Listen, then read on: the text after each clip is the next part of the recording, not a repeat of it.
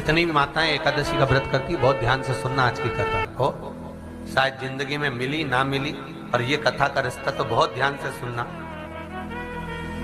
स्कंद पुराण यहां तक कहती है कि इस कथा के चरित्र को जो श्रवण कर लेता है उसको 26 एकादशी करना भी नहीं पड़ती। इस एकादशी की केवल ये कथा सुनकर ही वो तर जाता है। बहुत ध्यान से सुनना इसको, कथा को।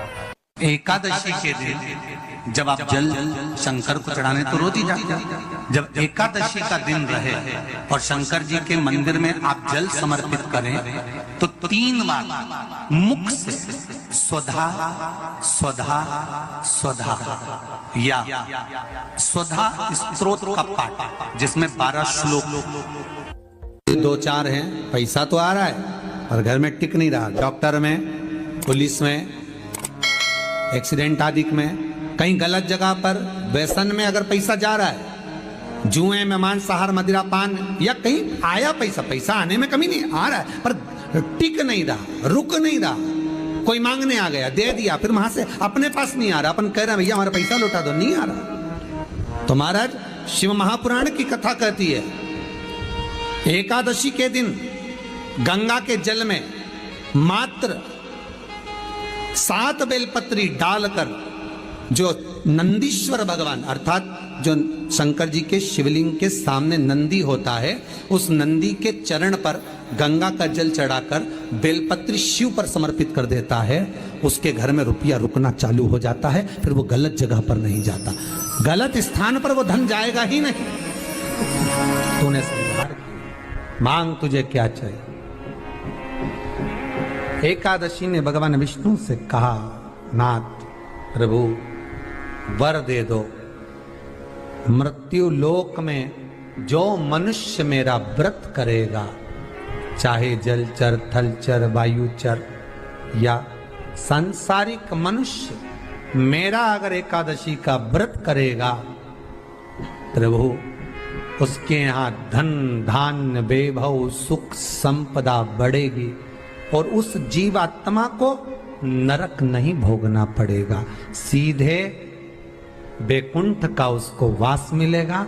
जब जीव आत्मा को लेकर चला जाएगा, यम के दूत जब बंदी बनाकर ले जा रहे होंगे उस जीवात्मा को जिसके प्राण छूटे होंगे, यम के दूत जब बंदी बनाकर ले जा रहे होंगे, तब मुझे वर दो कि मैं इसका हाथ पकड़कर बेतन्नी से पार उतार कर सारे नरकों से निकालती हुई आपके धाम में लेकर आऊं।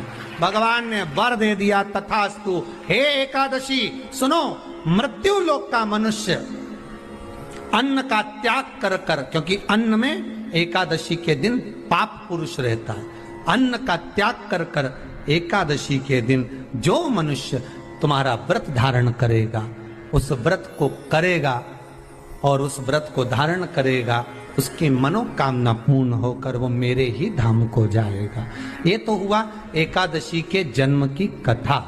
एकादशी और द्वादशी इन 3 तिथियों पर एक रोटी में थोड़ा सा मीठा रखकर सोमक पितृ का नाम लेकर यदि गाय को खिला दिया जाता है, तो अगर कोई पूर्वज प्रेत योनि में भी पड़ा हुआ होता है, भटक रहा होता है, जिसको पिंड नहीं मिला, जो अचानक मर गया होता है, अधोगति में चले गया होता है, उस जीव की मुक्ति दशमी, एकादशी और द्वादशी, ये 3 दिन सोमक पितृ का नाम लेकर रोटी में, पूड़ी में मीठा रखकर अगर गाय को खिला दिया जाता है, ये 3 दिन तक, तो वो पितृ कभी भटकते नहीं है, उनको मुक्ति प्राप्त हो जाती है, मोक्ष में।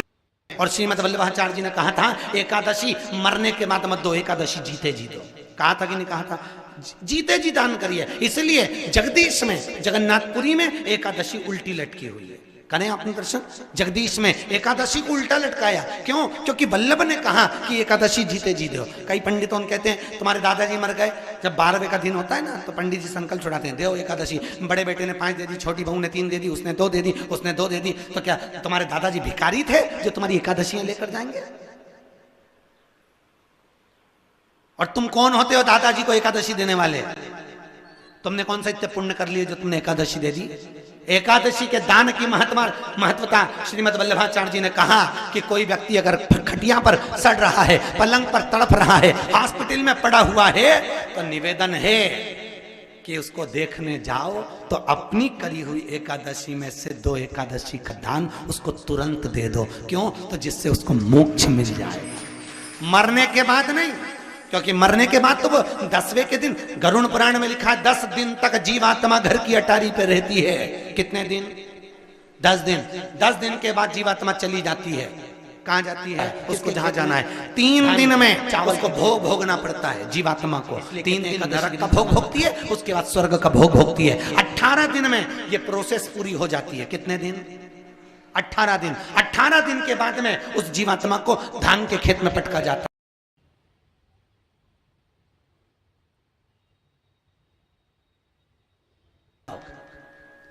कहते कि नहीं कहते? और क्या कहते हैं? द्वादशी के दिन चावल खाना जरूरी है। एकादशी का पालना करना है तो द्वादशी को चावल का 1 ग्रास खाओ, तब द्वादशी को चावल खाओगे तो एकादशी लगेगी।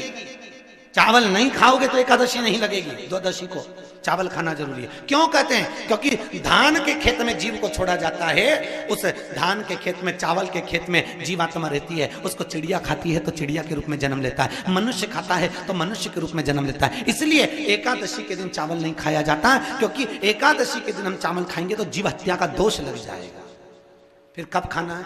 द्वादशी के दिन। द्वादशी के दिन क्यों खाया जाता है? क्योंकि हम एकादशी के व्रत करे रहते हैं और पहला घासा जब चावल का खाते हैं तो अपनी करी हुई एकादशी का पुण्य, जितने जीव हमारे मुंह में जाते हैं उनको उसका पुण्य मिल जाता है और उनका फिर जन्म नहीं होता, वो तर जाते हैं, उनको एकादशी का भाग मिल जाता है। इसलिए कहते हैं एकादशी को चावल मत खाओ, पर द्वादशी का दान दिया, वो मिली उनको। अरे बोलो अच्छे से। कई तो अभी तक कर रही होगी, हमारे दादाजी के निमित्त की कर रहा है, कर ले। 10 दिन तक जीवात्मा है और आपने एकादशी कब दान दी? गुलाब के फूल में पानी जारी है।